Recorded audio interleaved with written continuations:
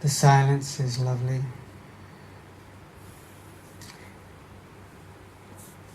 And I hesitate to break it.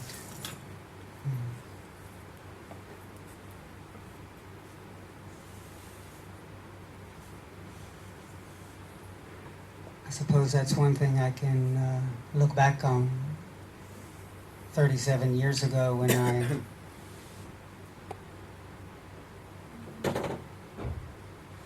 began meditating. I didn't have the appreciation for how delicious and restorative silence is, giving us permission to listen and receive our life, the suchness of this moment.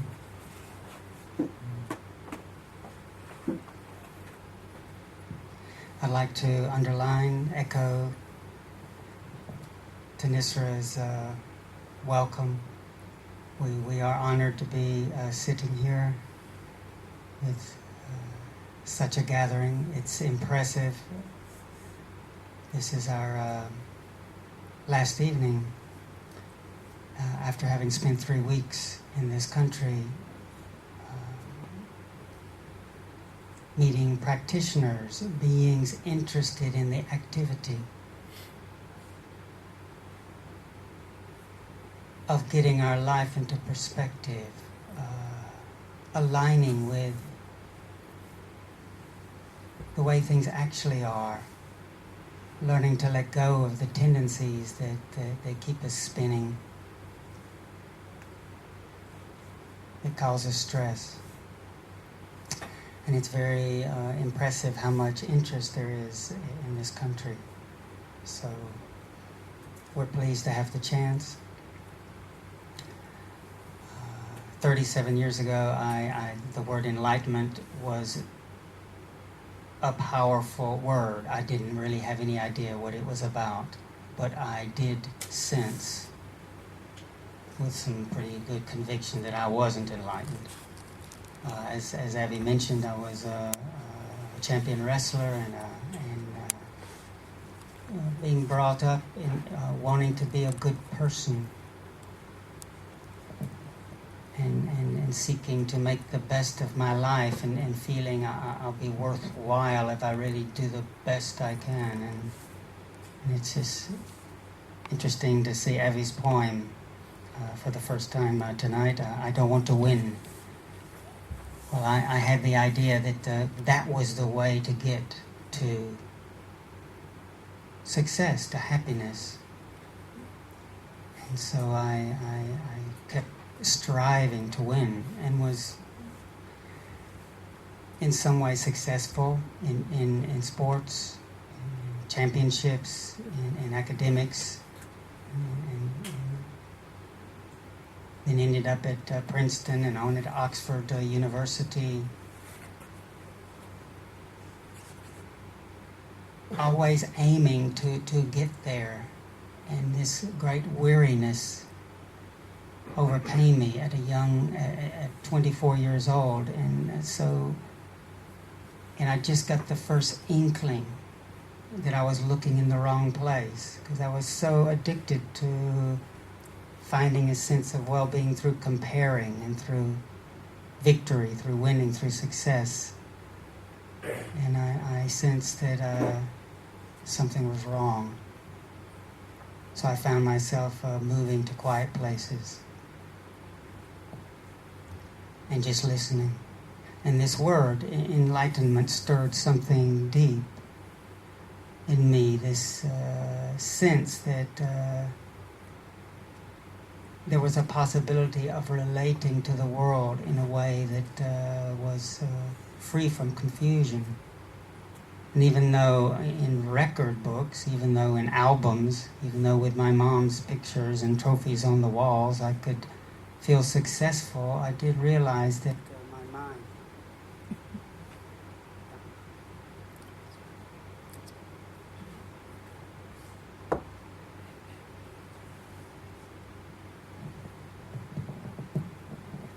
I did realize that my mind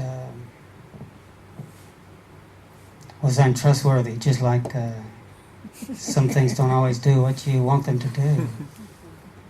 And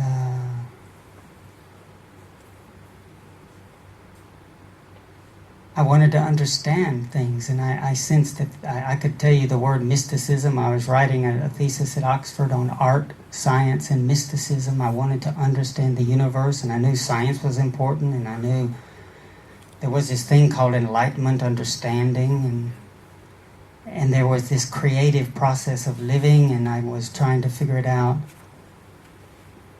But I just kept finding myself getting very exhausted and very overwhelmed.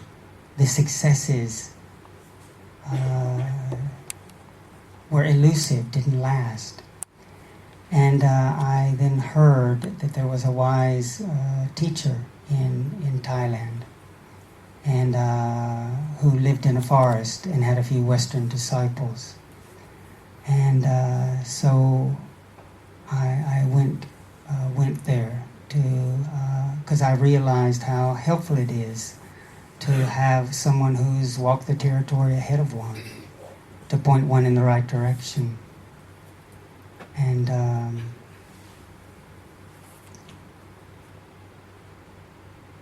I had actually, before I'd gone, done a one meditation retreat. It seemed quite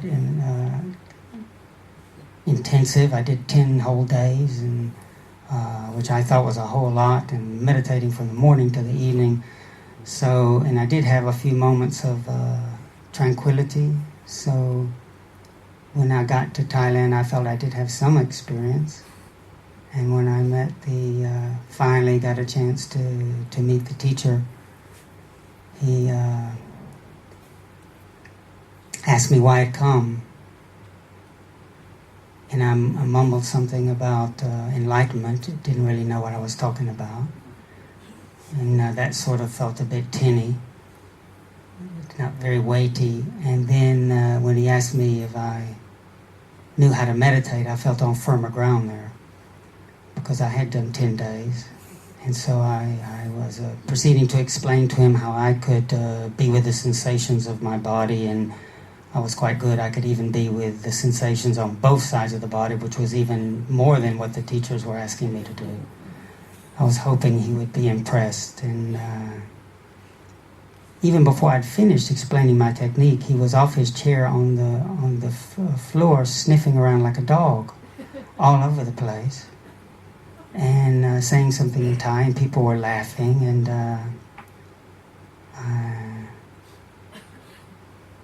didn't appear that he was very impressed with my meditation. And finally when he got up, and I was asking please to my friend who could speak Thai that had taken me to meet the master, I said, well, what's he saying? And he said, Ajahn Chah said, you don't need to try to figure everything out. And he said, why don't you be with your breathing? If you get to know one thing well, you'll understand everything. If you try to understand everything, you might end up not knowing anything very thoroughly. So that was my beginning of learning to be with an in-breath and an out-breath. And so in 37 years, being able to come back to a moment like we started. It seems like we're here in the hall, and we've maybe got a list of duties to do and places to go, and wanting to hear a talk on awakening. But notice if we just pause for a moment and be with something simple like the breath. It sounds like a thing, and yet when we meet it, it shifts and changes the in-breath, and then finishes and dissolves, flows into the out-breath. The out-breath doesn't stay the same for a moment and becomes the in-breath. And just for a moment, one connects with that part of us that knows, that's aware. And the phenomenon of life, what we call me, my body, we can notice is a shifting, changing. It's coming and going. Not graspable, because it's always becoming otherwise. That seems so insignificant, and yet that simple truth that the Ajahn Chah told me on that first day I met him, when you understand one thing, that every so-called thing, like the breath, is not really a thing. Like this meeting, evening talk, Buddhism in Israel, or awakening for our times as we approach it. We'll notice the talk itself is phrases are coming and dissolving. Reactions we might be having are shifting and appearing, arising and ceasing in this awareness. Right before the Buddha died, he was on his deathbed. He recited a poem which I would like to start this evening with as a template for awakening. He said, "There are no footprints in the sky. You won't find the sage out there. The sage, the wise one. The world, worldly people, people who don't contemplate, delight in what he called papancha. The world delights in complexity, comparing, winning, losing, success, all these distinctions. The Tathagatas, the Buddhas, the one who is such, still in the midst of movement, the Buddhas delight in the ending of that. So there are no footprints in the sky. You won't find the sage, the wise one, out there. The world delights in conceptual proliferation, in this complexity, creating all this differences. The Buddhas delight in the ending of that. The second stanza starts the same way. There are no footprints in the sky. You won't find the sage out there. There are no eternal things. The word the Buddha used is sankhara. There are no eternal. In other words, none of these conditioned things like meetings, bodies, winning, a pleasant mood, a possession, a place. Everything is not eternal. It shifts and changes. There are no eternal things. And the last line is, Buddhas never waver. The Buddha is unshakable.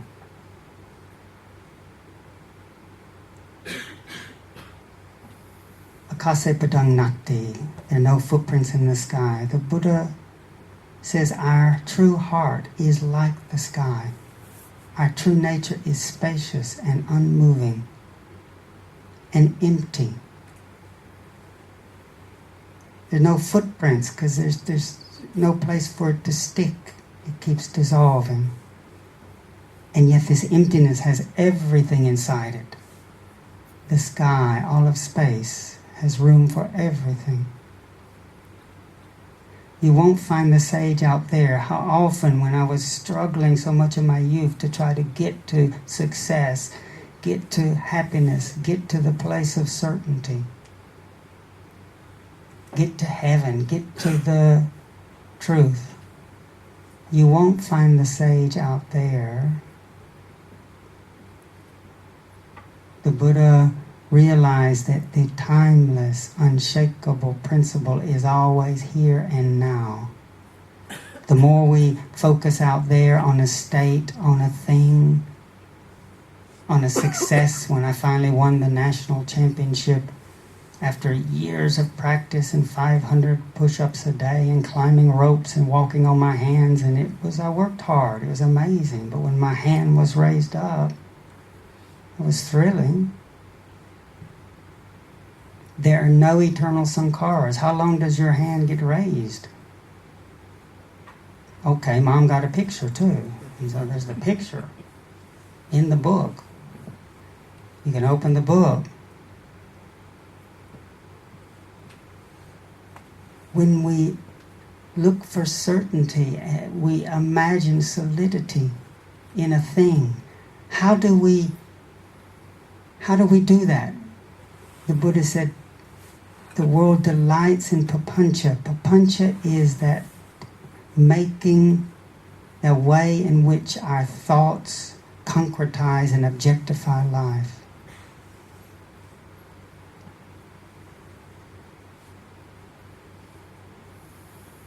Thoughts imply that there's a me, and then as soon as there's a me, there's a you. As soon as you have a this, there's a that. We have a good, and then it creates a bad.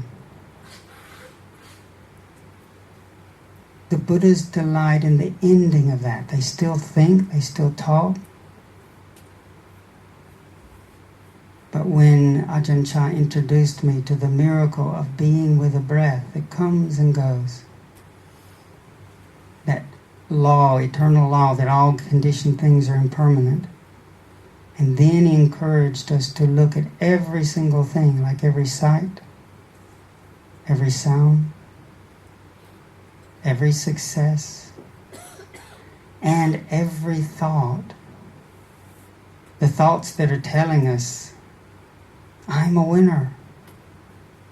That thought appears and dissolves back into that sky-like, vast listening. Thought, oh gosh, I'm a total hopeless case. What a useless mess I am. And that thought also shifts and dissolves back into the silence. But how often do we grab hold of that, believe that thought that tells us that we're happy, or tells us that we're miserable, or tells us that we're right, that righteousness that can create somebody else as being wrong.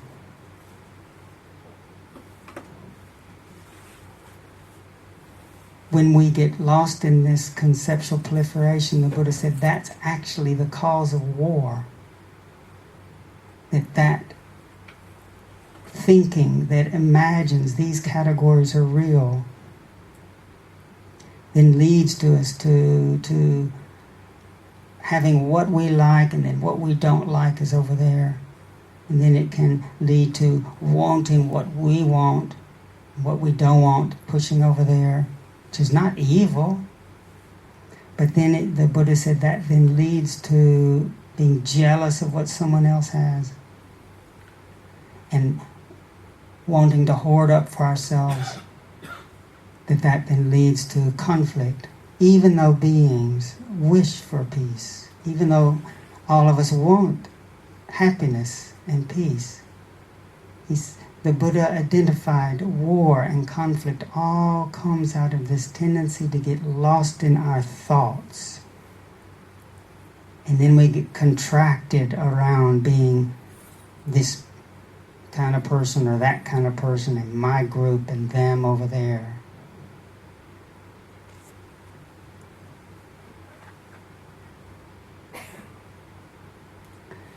In not understanding the changing nature, then we grab hold of success or praise or a pleasant moment and imagine it will then last, and because it keeps shifting and changing, there's distress. So one then looks for solidity by aiming for the next pleasant moment or the next victory or the next success, and it keeps eluding us. So in contemplating what arises, ceases in the ever-changing nature, realizing that, like if we look at this moment, which is unfolding in the way all our moments unfold. Moments of seeing the light and faces, hearing the sounds of my voice, our own reactions of being interested or disinterested or agreeing or disagreeing, mixed with sensations of our clothes touching the skin. The actuality of this moment is a torrent, is a river of shift and change.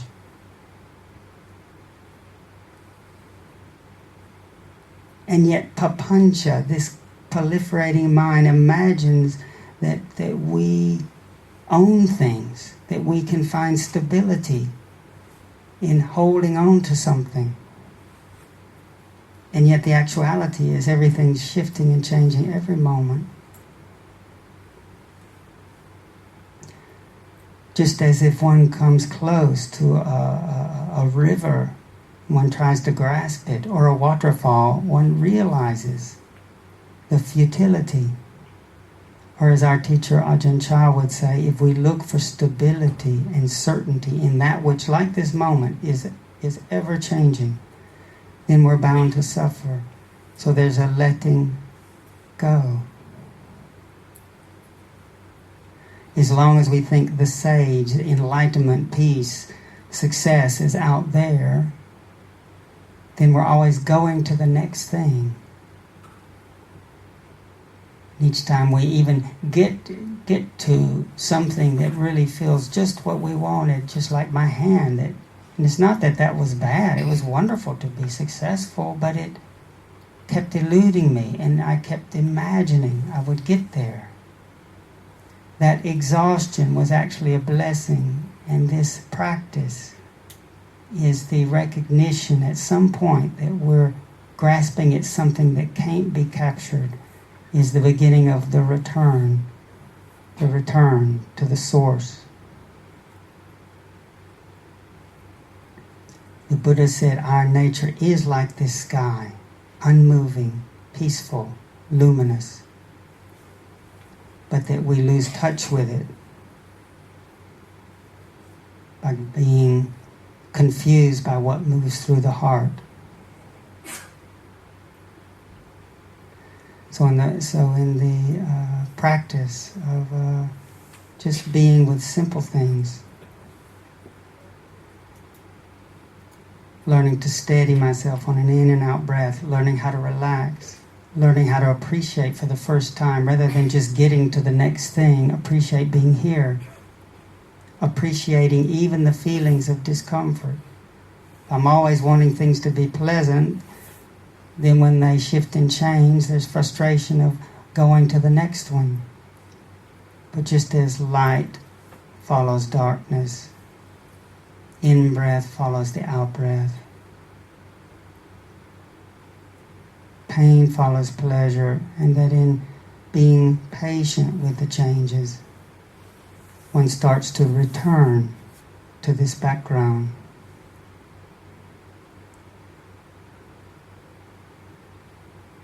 And particularly to me in a world now where we're so out of touch with our spaciousness, where all things come together in the spaciousness of the heart, we can sense our kinship. The Buddha said, in the true nature of things, all these divisions are not really true. Even the physicists the new physics is coming around to the Buddha's insight that all these so-called things aren't really things.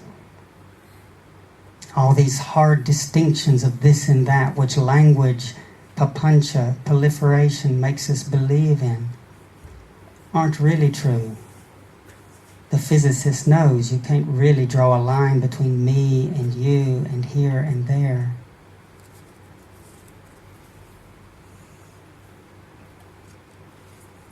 As Einstein said, a human being experiences himself or herself, their thoughts and feelings, as something separate from the rest, a kind of optical illusion of consciousness. This contraction and separation comes out of this believing our thoughts. Einstein goes on, the optical illusion of consciousness. This delusion is a kind of prison.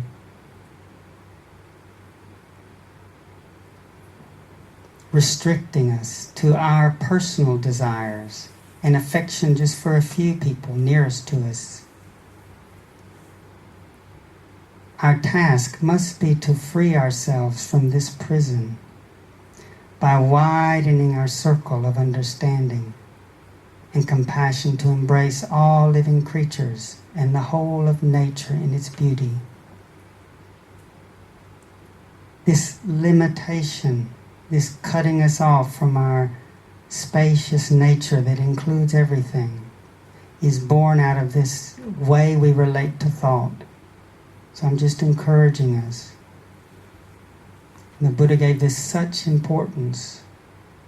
This way in which we so delight in the differences, me and you and right and wrong, is just as we can learn how to listen to a thought that comes and goes, to the breath that comes and goes. If we can listen to a thought changing and dissolving back into silence, notice in our silence when we're not so addicted to grabbing hold of the distinction that the walls of separation fall away. The Buddha realized that actually our true nature is one with all things. As little by little we listen in to the fact that our thoughts aren't our true heart. Our thoughts that tell us I'm right, I'm wrong. They're right, they're wrong. They can get us so righteous that we lose our empathy with each other. As we practice allowing Dharma, nature, to speak to us and reveal its changing essence, then we can touch back into that quality of listening, which is like a sky. And then we can sense our kinship with each other and with the earth. The Buddha called this path of mindfulness ekayana magga. It's a pathway back to the unity, past the falling away of all this separation and complexity. So we'll finish with a quote from our Chinese master before handing over to Nisra. We learn from Ajahn Chah the wonderful practice of letting go, and also I had the good fortune to meet a great Chinese master that was very helpful to our Theravada monks as we took our teachings from Thailand to England and to America. He said something about what we're all moving into, which echoes also what Einstein said, this moving out of contraction to a more open, inclusive state.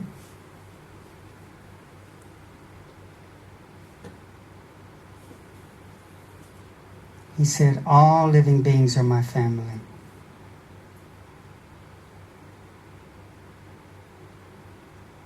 The universe is my body. All of space is my university.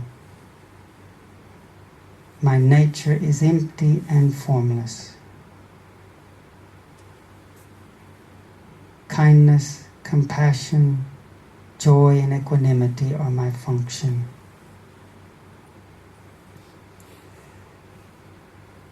As we practice, especially letting our opinions about ourselves and others in the world, those thoughts be seen. Like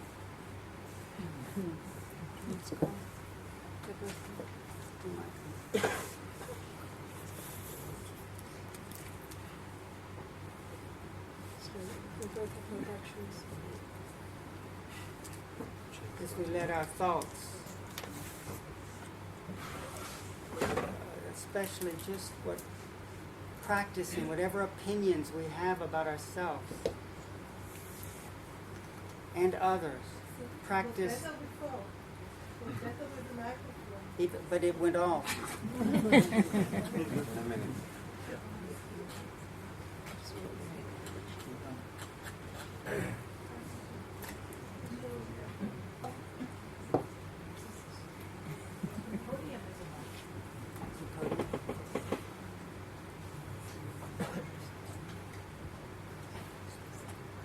So in the back row, you can't hear.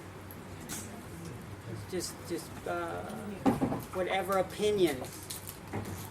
It's such in our meditation, especially in a time now where there's such strong opinions about ourselves, others, our friends, our enemies.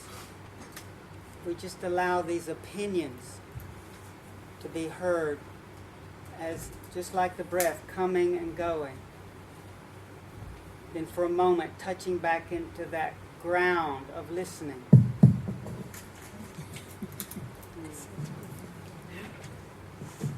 Just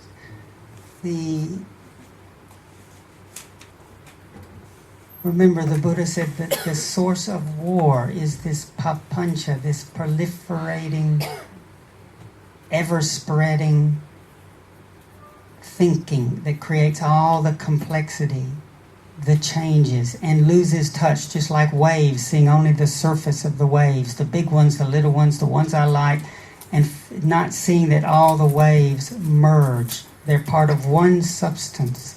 When we're focused on objects because of the deluding nature of thoughts, we lose touch with the depth. Like right now, the depth. The surface is the objects of sight, sound, thought.